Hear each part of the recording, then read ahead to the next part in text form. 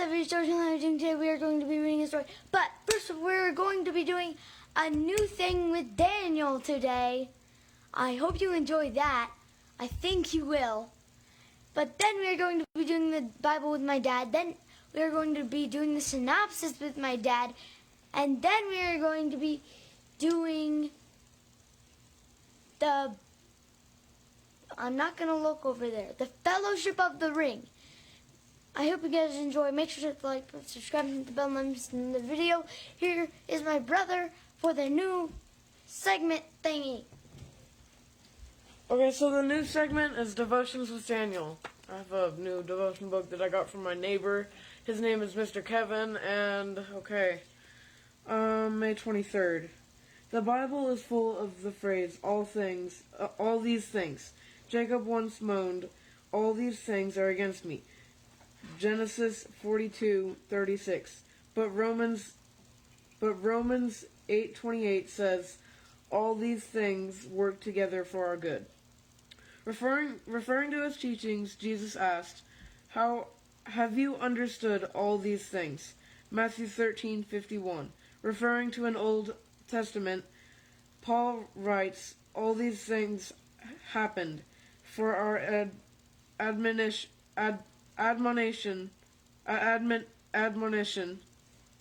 1 Corinthians 10:11, referring to the events of the Nativity, Mary kept all these things in her heart. Luke 2:51.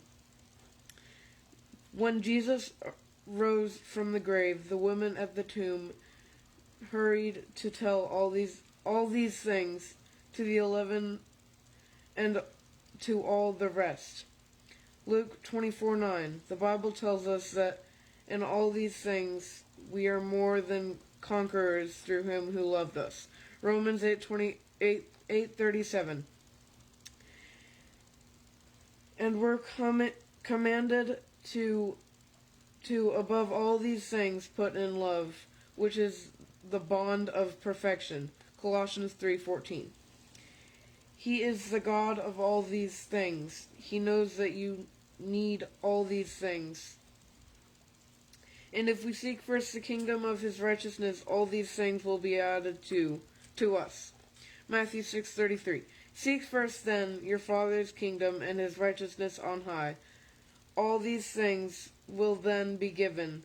God will not neglect nor your cry. Susan H. Patterson.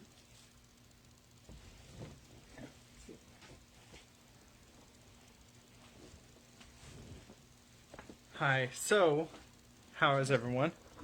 Yes, so we got this. This is a David Jeremiah devotional, Your Daily Journey with God, that we got from our neighbor. It's kind of nice. Published by Tyndale, and it's a daily devotional. So Daniel will be doing the daily devotional with Daniel, starting today. So now we're going to continue in 1 Samuel, and we're on chapter 16, and this is one of the most popular chapters of 1 Samuel. In fact, the next several are probably going to be very familiar to most of us. Daniel, do you have your Bible open? All right, I will go ahead and get started. This is the English Standard Version. Again, 1 Samuel chapter 16. Hello, Rebecca. Nice to see you. Sorry we're so late, by the way. The Lord said to Samuel, how long will you grieve over Saul, since I have rejected him from being king over Israel? Fill your horn with oil and go. I will send you to Jesse the Bethlehemite, for I have provided for myself a king among his sons. And Samuel said, how can I go? If Saul hears it, he will kill me. And the Lord said, take a heifer with you. That's a female heifer. Okay, but it's a female cow, right? Yes. Okay, yeah. Take a heifer with you and say, I have come to sacrifice to the Lord, and invite Jesse to the sacrifice, and I will show you what you shall do, and you shall anoint for me him whom I declare to you. Samuel did what the Lord commanded and came to Bethlehem. The elders of the city came to meet him trembling and said, "Do you come peaceably?" And he said, "Peaceably, I have come to sacrifice to the Lord.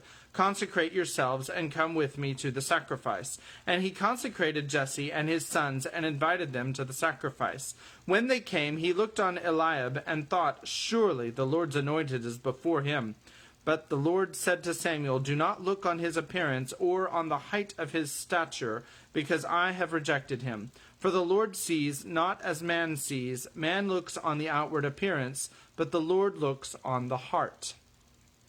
Then Jesse called Amminadab and made him pass before Samuel, and he said, "Neither has the Lord chosen this one." Then Jesse made Shammah pass by, and he said, "Neither has the Lord chosen this one." And Jesse made 7 of his sons pass before Samuel, and Samuel said to Jesse, "The Lord has not chosen these." Then Samuel said to Jesse, "Are all your sons here?" And he said, "There remains yet the youngest, but behold, he is keeping the sheep." And Samuel said to Jesse, "Send and get him, for we will not sit down till he comes here." And he sent and brought him in. Now he was ruddy and had beautiful eyes and was handsome. And the Lord said, "Arise, anoint him, for this is he." Then Samuel took the horn of oil and anointed him in the midst of his brothers. And the Spirit of the Lord rushed upon Daniel from that day forward. And Samuel rose up and went to Ramah. Now the Spirit of the Lord departed from Saul, and a harmful spirit from the Lord tormented him. And Saul's servants said to him, "Behold now, a harmful spirit from God is tormenting you. Let our Lord now command your servants who are before you to seek out a man who is skillful in playing the lyre, and when the harmful spirit from God is upon you, he will play it, and you will be well." So Saul said to his servants, "Provide for me a man who can play well, and bring him to me." One of the young men answered, "Behold, I have seen a son of Jesse the Bethlehemite, who is skillful in playing, a man of valor, a man of war, prudent in speech, and a man of good presence, and the Lord is with him." Therefore Saul sent messengers to Jesse and said, "Send me David, your son, who is with the sheep." And Jesse took the donkey laden with bread and a skin of wine and a young goat, and sent them by David his son to Saul. And David came to Saul and entered his service. And Saul loved him greatly, and he became his armor-bearer. And Saul sent to Jesse, saying, "Let David remain in my service, for he has found favor in my sight."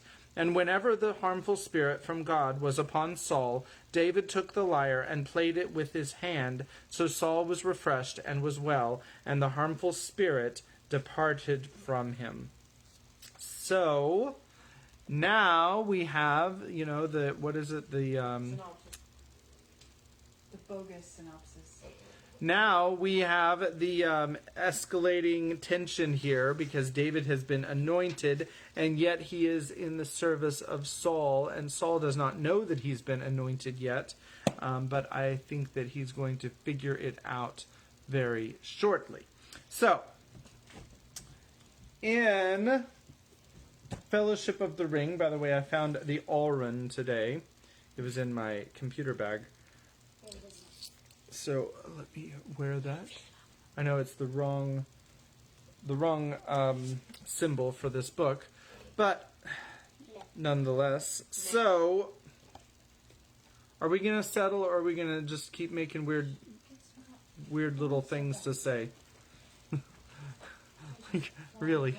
Okay. So, in the last chapter, we read half of A Journey in the Dark, and they hadn't actually gotten to the dark yet. They kept talking about getting to Moria. They went around this pool. They didn't get to Moria yet, but they finally found the door to Moria, and it had a special passcode that they had to figure out. It said, "Speak, friend, and enter." And Gandalf thought of all of the spells that he knew, said every single one of them in Elvish and Dwarvish and every single language known to Middle-earth kind. And finally he thought up, I should just say the Elvish word for friend. And lo and behold, that was the correct answer. Melon, yeah. So Okay, I think Daniel might need to go to his room. Think that he's having a lot of trouble settling tonight. Okay. So, and I like the way the movie changes that section. I think that it was actually very appropriately done, and I'm not going to give it away for those of you who haven't seen the movie, but I'm calculating that we have 7 more live streams before we finish this book, and then we can start the movie. And of course, we looked it up, and it's almost 4 hours for the extended edition, which is, I think, the only edition that we actually own. So, yay. Probably 2 separate days worth of watching movies. All right, so now we are continuing A Journey in the Dark, which is chapter 4 of book 2 from the Fellowship of the Ring. And let me continue. He strode forward. I'm assuming that's Gandalf or Frodo. I think it's Gandalf. He strode forward and set his foot on the lowest step, but at that moment several things happened. Frodo felt something seize him by the ankle, and he fell with a cry. Okay. Are we good? Do you have the markers you need for that? Okay. Sorry. Let me start over. He strode forward and set his foot on the lowest step, but at that moment several things happened. Frodo felt something seize him by the ankle, and he fell with a cry. Bill the pony gave a wild neigh of fear and turned tail and dashed away along the lakeside into the darkness. Sam leapt after him, and then, hearing Frodo's cry, he ran back again, weeping and cursing. The others swung round and saw the waters of the lake seething as if a host of snakes were swimming up from the southern end. Out from the water a long, sinuous tentacle had crawled. It was pale green and luminous and wet. Its fingered end had hold of Frodo's foot and was dragging him into the water. Sam, on his knees, was now slashing at it with a knife. The arm let go of Frodo, and Sam pulled him away, crying out for help. 20 other arms came rippling out. The dark water boiled, and there was a hideous stench. Into the gateway! Into the gateway! Up the stairs, quick! Shouted Gandalf, leaping back, rousing them from the horror that seemed to have rooted all but Sam to the ground where they stood. He drove them forward. They were just in time. Sam and Frodo were only a few steps up, and Gandalf had just begun to climb when the groping tentacles writhed across the narrow shore and fingered the cliff wall and the doors. One came wriggling over the threshold, glistening in the starlight. Gandalf turned and paused. If he was considering what word would close the gate again from within, there was no need. Many coiling arms seized the doors on either side. With a horrible strength, swung them round. With a shattering echo, they slammed, and all light was lost. A noise of rending and crashing came dully through the ponderous stone. Sam, clinging to Frodo's arm, collapsed on a step in the black darkness. "Poor old Bill," he said in a choking voice. "Poor old Bill. Wolves and snakes, but the snakes were too much for him. I had to choose, Mr. Frodo. I had to come with you." They heard Gandalf go back down the steps and thrust his staff against the doors. There was a quiver in the stone, and the stairs trembled, but the doors did not open. "Well, well," said the wizard, "the passage is blocked behind us now, and there is only one way out, on the other side of the mountain. I fear from the sounds that boulders have been piled up, and the trees uprooted and thrown across the gate. I am sorry, for the trees were beautiful and had stood so long. I felt that something horrible was near from the moment that my foot first touched the water," said Frodo. "What was the thing, or were there many of them?" I do not know, answered Gandalf, but the arms were all guided by one purpose. Something has crept or has been driven out of dark waters under the mountains. There are older and fouler things than orcs in the deep places of the world. He did not speak aloud his thought that whatever it was that dwelt in the lake, it had seized Frodo first among all the company. Boromir muttered under his breath, but the echoing stone magnified the sound to a hoarse whisper that all could hear. In the deep places of the world, and thither we are going against my wish. Who will lead us now into this deadly dark?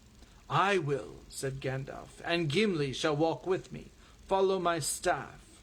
As the wizard passed on ahead up the great steps, he held his staff aloft, and from its tip there came a faint radiance. The wide stairway was sound and undamaged. 200 steps they counted, broad and shallow, and at the top they found an arched passage with a level floor leading on into the dark. Let us sit and rest and have something to eat here on the landing, since we can't find a dining room, said Frodo. He had begun to shake off the terror of the clutching arm, and suddenly he felt extremely hungry. The proposal was welcomed by all, and they sat down on the upper steps, dim figures in the gloom. After they had eaten, Gandalf gave them each a third sip of the Miravor of Rivendell. It will not last much longer, I am afraid, he said, but I think we need it after that horror at the gate, and unless we have great luck, we shall need all that is left before we see the other side. Go carefully with the water, too. There are many streams and wells in the mines, but they should not be touched. We may not have a chance of filling our skins and bottles till we come down into Dimrill Dale. How long is that going to take us? Asked Frodo. I cannot say, answered Gandalf. It depends on many chances. But going straight without mishap or losing our way, we shall take 3 or 4 marches, I expect. It cannot be less than 40 miles from West Door to East Gate in a direct line, and the road may wind much. After only a brief rest, they started on their way again. All were eager to get the journey over as quickly as possible, and were willing, tired as they were, to go on marching still for several hours. Gandalf walked in front as before. In his left hand he held up his glimmering staff, the light of which just showed the ground before his feet. In his right he held his sword Glamdring. Behind him came Gimli, his eyes glinting in the dim light as he turned his head from side to side. Behind the dwarf walked Frodo, and he had drawn the short sword Sting. No gleam came from the blades of Sting or of Glamdring, and that was some comfort, for being the work of elvish smiths, in the elder days these swords shone with a cold light if any orcs were near at hand. Behind Frodo went Sam, and after him Legolas and the young hobbits and Boromir. In the dark, at the rear, grim and silent, walked Aragorn.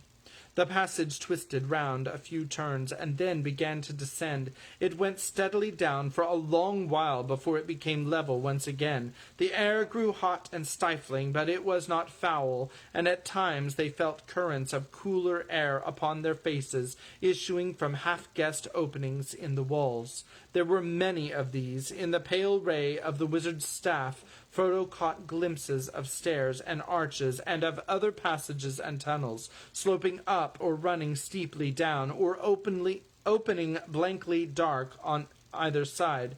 It was bewildering beyond hope of remembering. Gimli aided Gandalf very little except by his stout courage. At least he was not, as were most of the others, troubled by the mere darkness in itself. Often the wizard consulted him at points where the choice of way was doubtful, but it was always Gandalf who had the final word. The mines of Moria were vast and intricate beyond the imagination of Gimli, Glóin's son, dwarf of the mountain race though he was. To Gandalf the far-off memories of a journey long before were now of little help. But even in the gloom, and despite all windings of the road, he knew whither he wished to go, and he did not falter as long as there was a path that led towards his goal.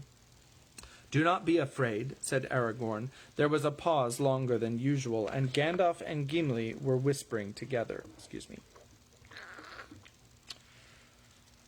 The others were crowded behind, waiting anxiously. "Do not be afraid. I have been with him on many a journey, if never on one so dark, and there are tales of Rivendell of greater deeds of his than any that I have seen. He will not go astray if there is any path to find. He has led us in here against our fears, but he will lead us out again, at whatever cost to himself. He is surer of finding the way home in a blind night than the cats of Queen Beruthiel." It was well for the company that they had such a guide. They had no fuel, nor any means of making torches. In the desperate scramble at the doors, many things that had been left behind. But without any light, they would soon have come to grief. There were not only many roads to choose from, there were also many places, holes and pitfalls and dark wells beside the path in which their passing feet echoed. There were fissures and chasms in the walls and floor, and every now and then a crack would open right before their feet. The widest was more than 7 feet across, and it was long before Pippin could summon enough courage to leap over the dreadful gap. The noise of churning water came up from far below, as if some great mill wheel was turning in the depths. "Rope!" muttered Sam. "I knew I'd want it if I hadn't got it." All these dangers became more frequent, their march became slower, or as they became more frequent, their march became slower. Already they seemed to have been tramping on, endlessly to the mountain's roots. They were more than weary, and yet there seemed no comfort in the thought of halting anywhere. Frodo's spirits had risen for a while after his escape, and after food and a draught of a cordial, but now a deep uneasiness, growing to dread, crept over him again. Though he had been healed in Rivendell of the knife-stroke, that grim wound had not been without effect. His senses were sharper and more aware of things that could not be seen. One sign of change that he soon had noticed was that he could see more in the dark than any of his companions, save perhaps Gandalf, and he was in any case the bearer of the ring. It hung upon its chain against his breast, and at whiles it seemed a heavy weight. He felt this certainty of evil ahead and of evil following, but he said nothing. He gripped tighter on the hilt of his sword and went on doggedly. The company behind him spoke seldom, and then only in hurried whispers. There was no sound but the sound of their own feet. There was no sound but the sound of their own feet, the dull stump of Gimli's dwarf boots, the heavy tread of Boromir, the light step of Legolas, the soft, scarce-heard patter of hobbit feet, and in the rear of the slow, firm footfalls of Aragorn with his long stride. When they halted for a moment, they heard nothing at all, unless it were occasionally a faint trickle and drip of unseen water. Yet Frodo began to hear, or to imagine that he heard, something else, like the faint fall of soft bare feet. It was never loud enough or near enough for him to feel certain that he heard it, but once it had started, it never stopped, while the company was moving. But it was not an echo, for when they halted, it pattered on for a little all by itself, and then grew still. It was after nightfall when they had entered the mines. They had been going for several hours, with only brief halts, when Gandalf came to his first serious check. Before him stood a wide, dark arch opening into 3 passages, all led in the same general direction, eastward, but the left-hand passage plunged down, while the right hand climbed up, and the middle way seemed to run on, smooth and level, but very narrow. "I have no memory of this place at all," said Gandalf, standing uncertainly under the arch. He held up his staff in the hope of finding some marks or inscription that might help his choice, but nothing of the kind was to be seen. I am too weary to decide, he said, shaking his head, and I expect that you are all as weary as I am, or wearier. We had better halt here for what is left of the night. You know what I mean. In here it is ever dark, but outside the late moon is riding westward, and the middle night has passed.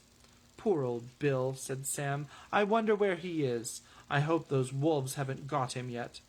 To the left of the great arch they found a stone door. It was half closed, but swung back easily to a gentle thrust. Beyond there seemed to lie a wide chamber cut in the rock.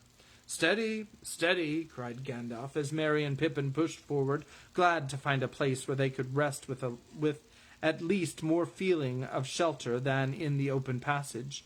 Steady, you do not know what is inside. I will go first. He went in cautiously, and the others filed behind. There, he said, pointing with his staff to the middle of the floor. Before his feet they saw a large round hole, like the mouth of a well. Broken and rusty chains lay at the edge and trailed down into the black pit. Fragments of stone lay near. This is Aragorn. One of you may have fallen in and still be wondering where you were going to strike the bottom, said Aragorn to Merry. Let the guide go first while you have one.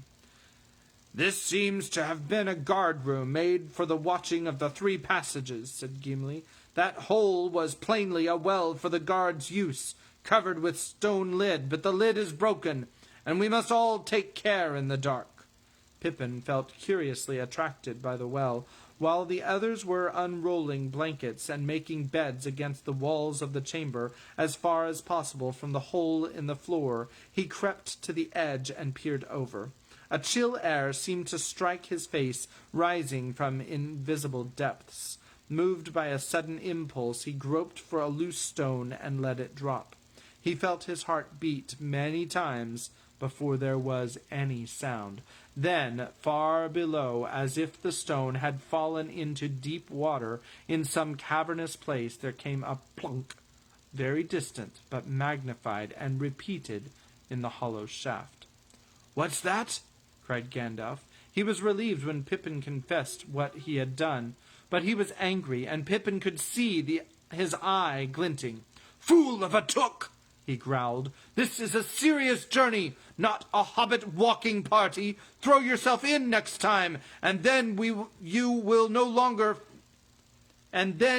be no further nuisance. Now be quiet!" Nothing more was heard for several minutes, but then there came out of the depths faint knocks. Tom, tap, tap, tom. They stopped, and when the echoes had died away, they were repeated. Tap, tom, tom, tap, tap, tap, tom. They sounded disquietingly like signals of some sort, but after a while the knocking died away and was not heard again. "There was the sound of a hammer, or I have never heard one," said Gimli. "Yes," said Gandalf, "and I do not like it. It may have been nothing to do with Peregrine's foolish stone, but probably something has been disturbed that would have been better left quiet. Pray, do nothing of the kind again. Let us hope we shall get some rest without further trouble. You, Pippin, can go on the first watch. As a reward," he growled, as he rolled himself in a blanket. Pippin sat miserably by the door in the pitch dark, but he kept on turning round, fearing that some unknown thing would crawl up out of the well. He wished he could cover the hole, if only with a blanket, but he dared not move or go near it, even though Gandalf seemed to be asleep.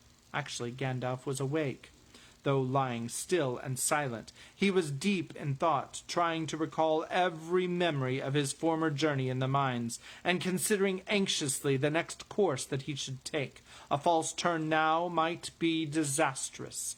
After an hour, he rose up and came over to Pippin.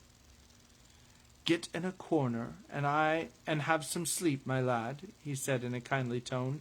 "You want to sleep, I expect. I cannot get a wink, so I may as well do the watching." "I know what is the matter with me," he muttered, as he sat down by the door. "I need smoke. I've not tasted it since the morning before the snowstorm."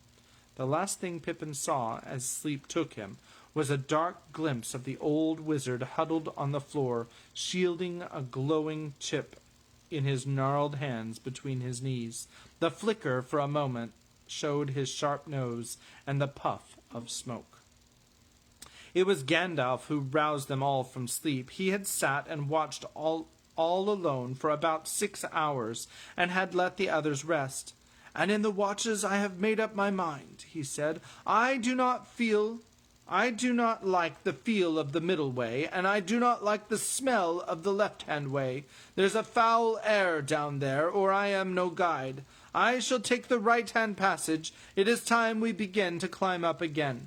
For eight dark hours, not counting 2 brief halts, they marched on, and they met no danger, and heard nothing, and saw nothing but the faint gleam of the wizard's light, bobbing like the will-o'-the-wisp in front of them.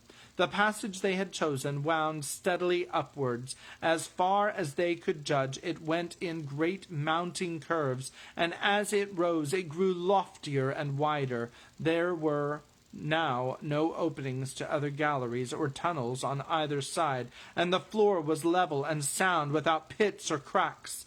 Evidently they had struck what once had been an important road, and they went forward quicker than they had done on their first march.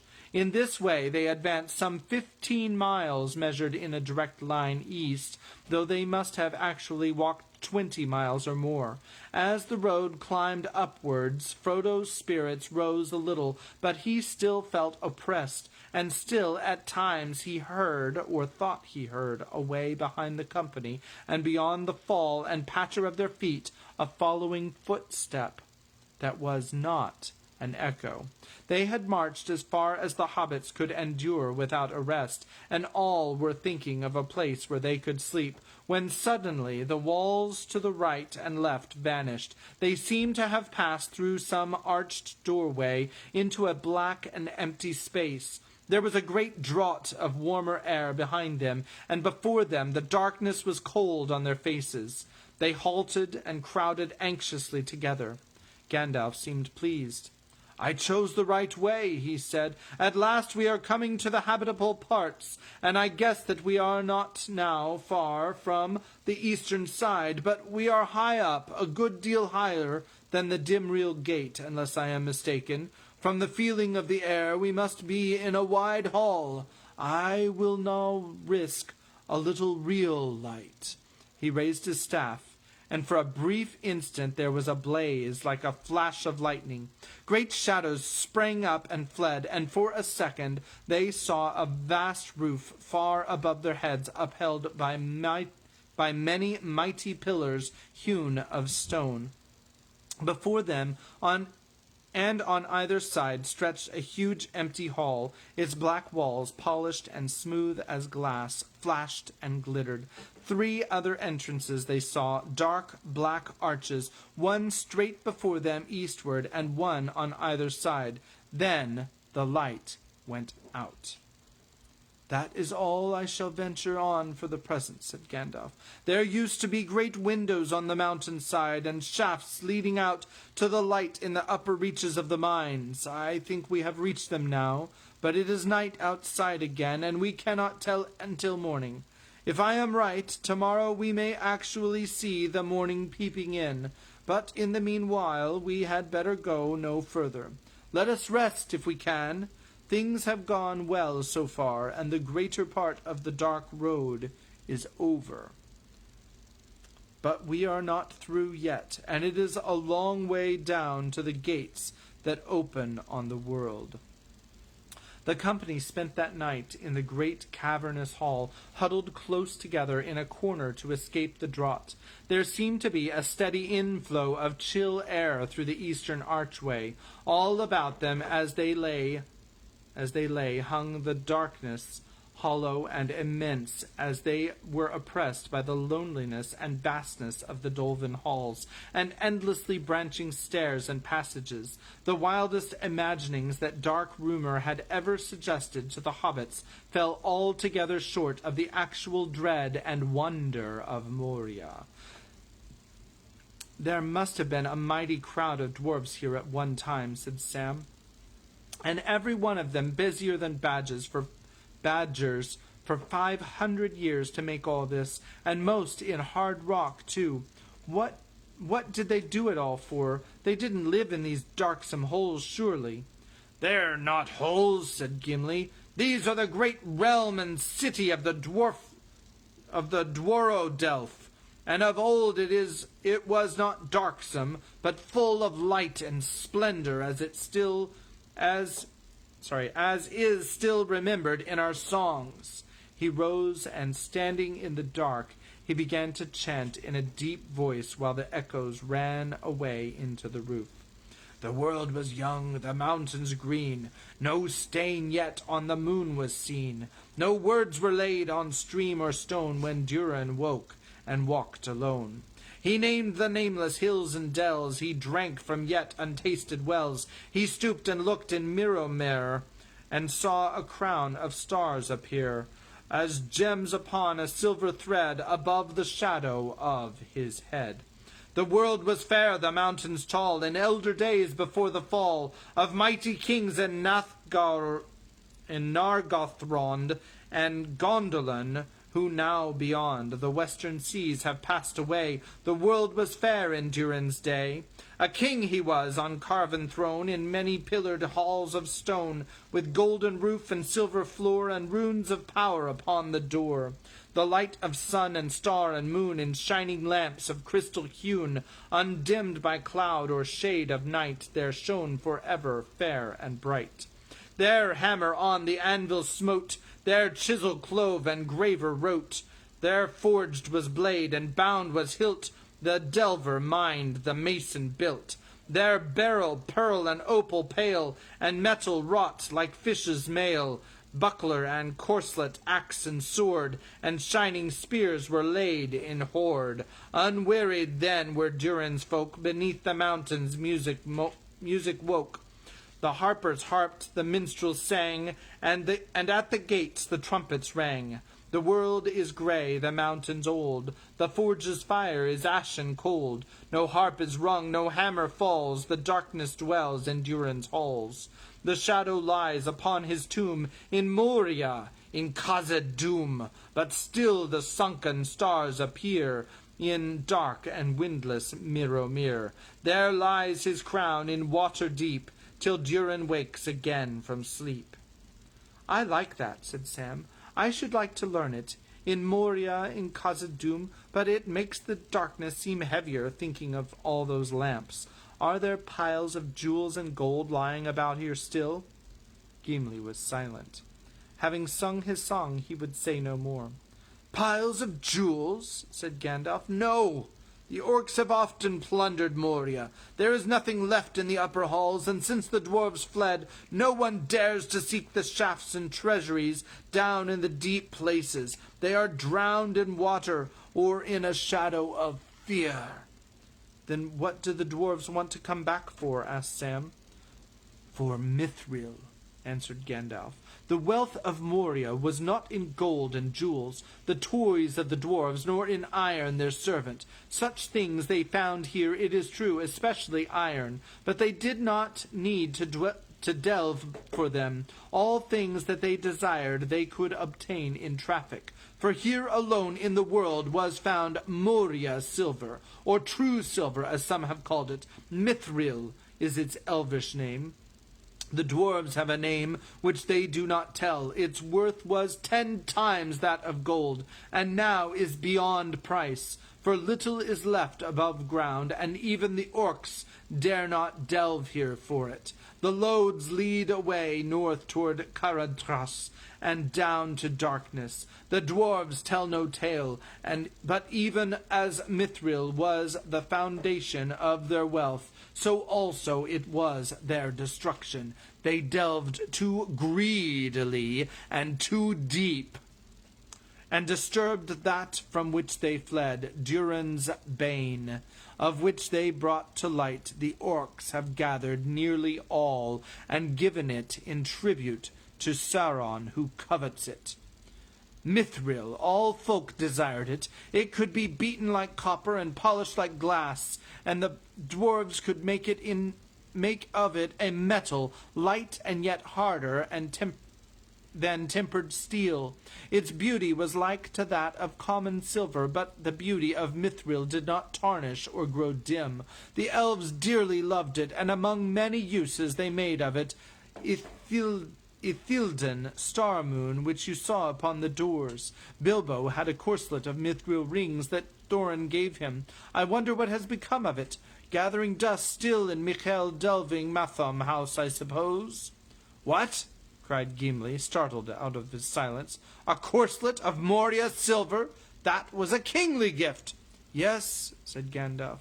I never told him, but its worth was greater than the value of the whole Shire and everything in it. Frodo said nothing, but he put his hand under his tunic and touched the rings of his mail shirt. He felt staggered to think that he had been walking about with the price of the Shire under his jacket. Had Bilbo known, he felt no doubt that Bilbo knew quite well. It was indeed a kingly gift, but now his thoughts had been carried away from the dark mines to Rivendell, to Bilbo, and to Bag End in the days while Bilbo was still there. He wished with all his heart that he was back there, and in those days mowing the lawn or pottering among the flowers, and that he had never heard of Moria, or Mithril, or the ring. And I'm going to show you the picture that we have here. There is the picture of Moria, and you can see the pillars and the arches and the giant room that they're in. So, let me continue. I think we've got a little ways left. A deep silence fell. One by one, the others fell asleep. Frodo was on guard, as if it were a breath that came in through unseen doors out of deep places. Dread came over him.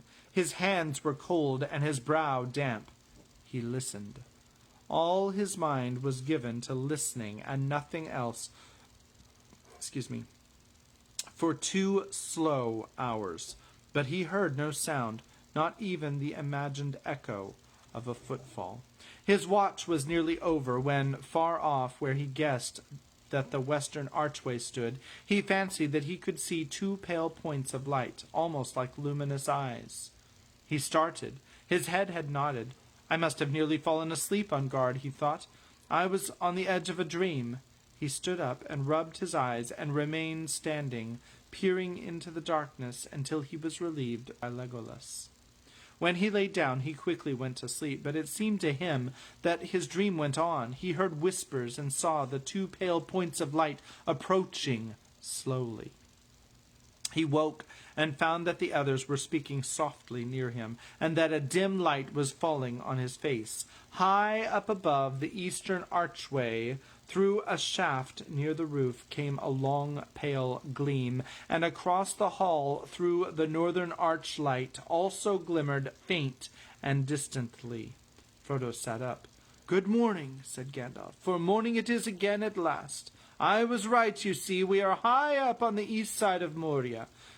Before today is over, we ought to find the great gates and see the waters of Mirromere lying in the Dimril Dale before us." "I shall be glad," said Gimli. "I have looked on Moria, and it is very great, but it has become dark and dreadful, and we have found no sign of my kindred. I doubt now that Balin ever came here." After they had breakfasted, Gandalf decided to go on again at once. We are tired, but we shall rest better when we are outside, he said. I think that none of us will wish to spend another night in Moria. No, indeed, said Boromir. Which way shall we take? Yonder eastward arch? Maybe, said Gandalf, but I do not know yet exactly where we are. Unless I am quite astray, I guess that we are above and to the north of the great gates, and it may not be easy to find the right road down to them. The eastern arch will probably prove to be the way that we must take, but before we make up our minds, we ought to look about us. Let us go towards that light in the north door. If we could find a window, it would help, but I fear that the light comes only down deep shafts. Following his lead, the company passed under the northern arch. They found themselves in a wide corridor. As they went along it, the glimmer grew stronger, and they saw that it came through a doorway on their right. It was high and flat-topped, and the stone door was still upon its hinges, standing half open. Beyond it was a large square chamber. It was dimly lit, but to their eyes, after so long a time in the dark, it seemed dazzlingly bright, and they blinked as they entered. Their feet disturbed a deep dust under the floor, and stumbled among things lying in the doorway, whose shapes they could not at first make out. The chamber was lit by a wide shaft high in the further eastern wall. It slanted upward, and far above, a small square patch of blue sky could be seen. The light of the shaft fell directly on a table in the middle of the room, a single oblong block about 2 feet high, upon which was laid a great slab of white stone. "It looks like a tomb," muttered Frodo, and bent forward with a curious sense of foreboding to look more closely at it. Gandalf came quickly to his side. On the slab runes were deeply graven. I'll show you the runes. They are, of course, backwards, so you can't actually read them. If you actually know how to read runic script, which I don't think any of us do. "These are Daeron's runes, such as were used of old in Moria," said Gandalf. "Here is written in the tongues of men and dwarves, Balin, son of Fundin, Lord of Moria." "He is dead, then," said Frodo. "I feared it was so." Gimli cast his hood over his face. And that is the end of the chapter. And the next chapter is chapter 5, The Bridge of Khazad-dûm. So I hope that you come back tomorrow so that we can read this one. The first word is "the." And we hope you enjoyed. And we hope you enjoyed the video. So God bless you. Have a great night.